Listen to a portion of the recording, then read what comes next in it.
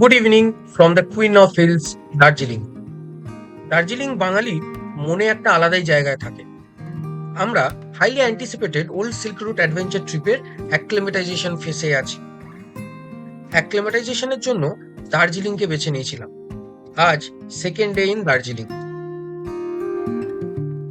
সকালটা দার্জিলিং এর জিওলজিক্যাল পার্কে কাটানোর পর আজ তোমাদের দার্জিলিং এর বিউটিফুল স্পট বাতাসিয়া লুপটা ঘুরে দেখাবো। সঙ্গে থাকবে ইম্পর্টেন্ট ইনফরমেশন। ফিল করাবো রাত্রেবেলায় দার্জিলিং ম্যালের ইলেকট্রিফাইং এনার্জি। ট্যুরিস্টদের মধ্যে রাত্রেবেলায় দার্জিলিং ম্যালের জনপ্রিয়তা। হাই এভরিওয়ান, আমি সন্দীপ, তোমার ট্রাভেল পার্টনার। সবাইকে অ্যাডভেঞ্চার রোডিস চ্যানেলে স্বাগত। যারা এখনো চ্যানেলটাকে সাবস্ক্রাইব করনি, subscribe to the channel and join our adventure Roadies family. অনেক জায়গায় ঘুরে দেখা বাকি, তোমরা সঙ্গে থাকলে ঘোরাফেরাটা একদম জমে যাবে। তাহলে চলো, লেটস স্টার্ট। জু থেকে বেরিয়ে কাছেই ছিল পার্কিং, তোমরা তো ভিডিওতে দেখেইছ অলরেডি। তো নিতে এসেছি। জুতে এক্সপিরিয়েন্স কেমন ছিল তোর ওর সঙ্গে? ওভারঅল এই নিয়ে আমার থার্ড টাইম যেতে ইজ গুড। এবং ठीक है। बतासिया लूप कितना बजे तक खुला है? खुला रहेगा 5 बजे तक। 5 बजे तक। গাড়ি পার্কিং থেকে বের করার সময়ই জানতে পারলাম বাতাসিয়া লুপ খোলা আছে বিকেল 5টা পর্যন্ত। যদিও ভেরিফাইড নয়, বাট তবুও একটা সেন্স অফ আর্জেন্সি কাজ করছে। ঘড়িতে এখন 4:10।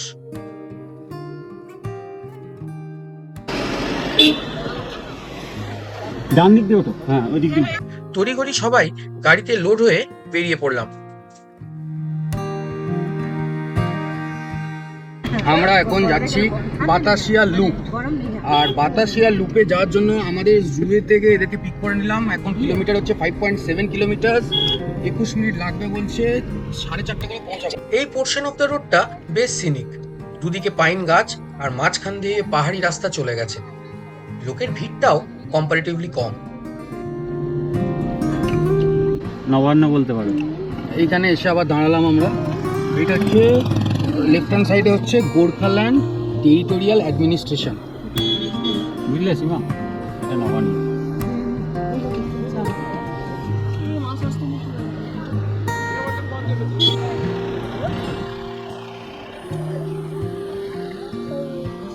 এটা ম্যাল। ঠিক আছে, আমরা নিচে দিয়ে যাবো। এই যে হার্ডলি ম্যাল। হাটলেই ম্যাল। অফিস থেকে ফেরার সময় রাসুর সঙ্গে অনেকবার ভিডিও কলে কলকাতার ট্রামে বসে কথা বলেছি। তাই রাসু আমাদের ফেমাস দার্জিলিং এর টয় ট্রেনটাকে ট্রাম ভেবে কনফিউজ। বাট যেটা ভালো, অন্তত পাহাড়ে এই টয় ট্রেনের নস্টালজিয়াটা এখনো বেঁচে আছে।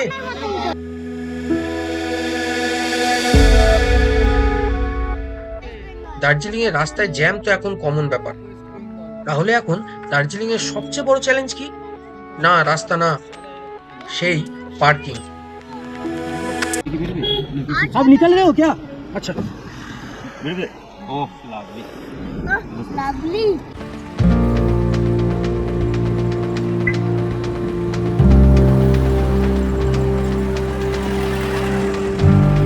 আমরা বাতাসিয়া লুপে পৌঁছে গেছি।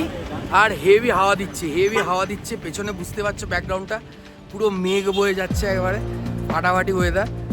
এখন ঘড়ি কটা বাজে? 4:44। আমরা চলে এসেছি বাতাসিয়া লুপ। চলো, এদিকে একটা গোল্ডেন টিপস বলে একটা রেস্টুরেন্টের মতন আছে, টি জাংশন বলা যায়। আর এখান দিয়ে এন্ট্রি। এটা হচ্ছে full ticket for children above 10 years. বাচ্চাদের টিকিট লাগবে না, 4টে অ্যাডাল্টের টিকিট লাগবে। এইটা একটা খুব ইম্পর্টেন্ট জিনিস। Opening time 5 AM, closing time 7 PM। Entrance ticket 50 each. চলো, ঢুকেই যেটা চোখে পড়লো আর একদম মনকে ভালো করে দিল, এই তিরঙ্গাটা দেখো কত সুন্দর উড়ছে আকাশে। If a man says he is not afraid of dying, he is either lying or is a Gorkha. by ex-army chief Sam Manekshaw। সামনে আমাদের ইন্ডিয়ান গুর্খা ওয়ার মেমোরিয়াল। নিমেষের মধ্যে এই স্টিম ইঞ্জিনের টয় ট্রেনটা বাতাসিয়া লুপ স্টেশনে এসে থামল। এ এক যেন ইতিহাসের ছোঁয়া। এই জায়গাটা 1919-এ ব্রিটিশরা বানিয়েছিল পাহাড়ের খাড়াইয়ে ট্রেন তুলতে সুবিধা করার জন্য।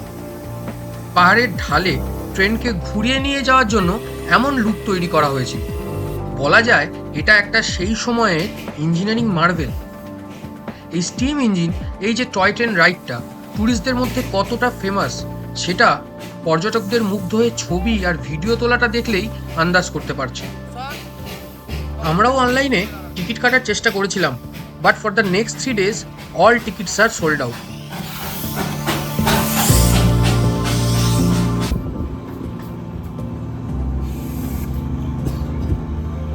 আমার তো মনে হয় দার্জিলিংয়ের ভিড়ের মধ্যেও এই একটা স্পট আছে যেখানে তোমার এসে সময় কাটাতে ভালো লাগবে। ভালো লাগার আরও একটা কারণ কাঞ্চনজঙ্ঘার ভিউ। আকাশ পরিষ্কার থাকলে তুমি এখান থেকে ক্লিয়ার কাঞ্চনজঙ্ঘাকে দেখতে পাবে অ্যালং উইথ দার্জিলিং টাউন। পেছন দিকটায় কিরকম মেঘ ভেসে এসে চারিদিক ভরিয়ে দিয়েছে, দেখো কি অসাধারণ দৃশ্য।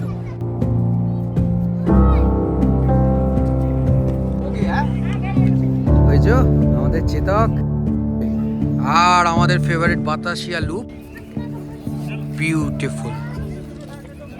প্রচুর টুরিস্ট এসছে, সব খেলে বেড়াচ্ছে, ঘুরে বেড়াচ্ছে। ভেরি হ্যাপেনিং প্লেস, মানে ভেরি পজিটিভ এনার্জি চারিদিকে। মন বারবার ঘুরে আসতে চাইবে এই জায়গায়।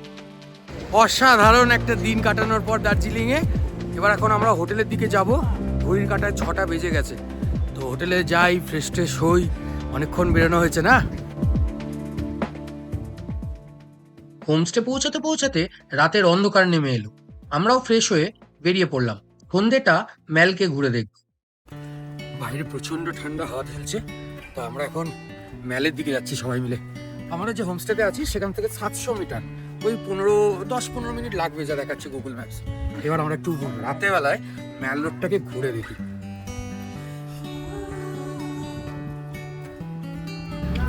এখানে অনেকগুলো হোমস্টে পেয়ে যাবে। দেখো সুমি ভিস্তা সুটস, ক্যাফে 360, এখানে গ্রিন তারা হোমস্টে, অনেকগুলো হোমস্টে আছে এখানে।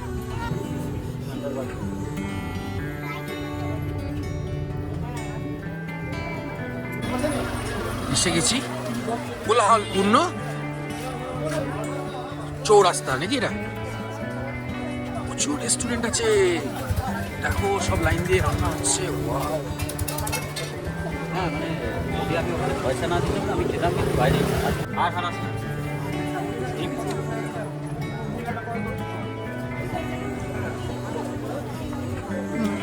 কত দোকান। এটা ম্যাল নয়, কিন্তু এটা আমি ম্যালে যাচ্ছি। ম্যালে যাওয়ার আগেই রাস্তাতে কি ভিড়, কি ভিড়।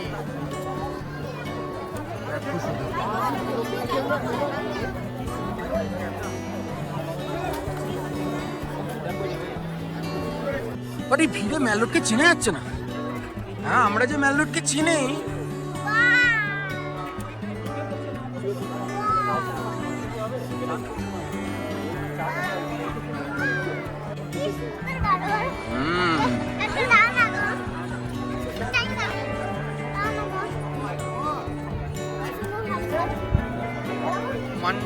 মনুভক্ত আচার্য, নেপালি জাতীয় কবি।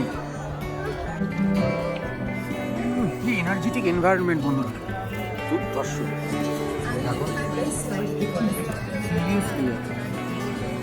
দেখো শুধু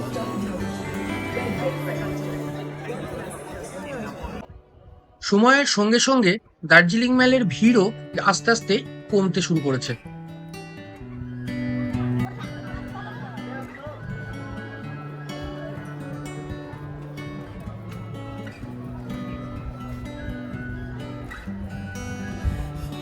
স্কুটি রেন্টালসও পাওয়া যায়, কন্ট্যাক্ট নাম্বার দিয়ে দিলাম তোমাদের, তোমরা এলে যদি লাগে তো যোগাযোগ করতে পারো। কিন্তু কিরকম এক্সপিরিয়েন্স হবে সেটা আমি বলতে পারবো না।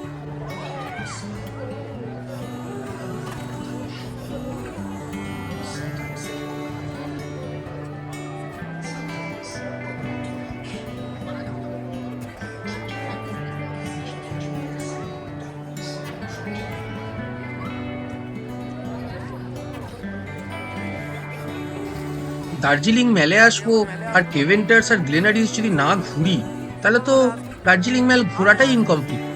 বাট গ্লেনারিজের সামনে এসে দেখি এমনকি সেলফি পয়েন্টেও লাইন পড়ে গেছে, তাই আর ওই ভিড় ঠেলে এগোনোর ইচ্ছা হলো না।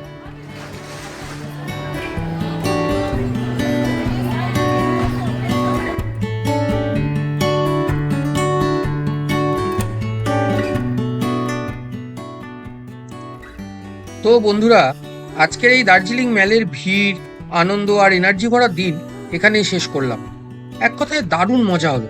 চারিপাশে পর্যটকের ভিড়, মিউজিক, লাইট আর সেই পাহাড়ের ঠান্ডা হাওয়া, অসাধারণ এক অভিজ্ঞতা। আশা করি তোমরাও আমাদের এই ট্রাভেল ব্লগটা দেখে বেশ এনজয় করেছো। এরকমই আরও মজার নতুন নতুন জার্নির গল্প নিয়ে আবার আসবো। পরের ব্লগে আমরা রওনা দেব বহু প্রতীক্ষিত ওল্ড সিল্ক রুটের দিকে, তাই চ্যানেলটা সাবস্ক্রাইব করে বেল আইকনটা প্রেস করতে ভুলো না। চলে আসবো আবার নতুন লোকেশন আর নতুন অভিজ্ঞতা নিয়ে। ভালো থেকো, সুস্থ থেকো। আজকের মতন বিদায়, ভালোবাসা রইল।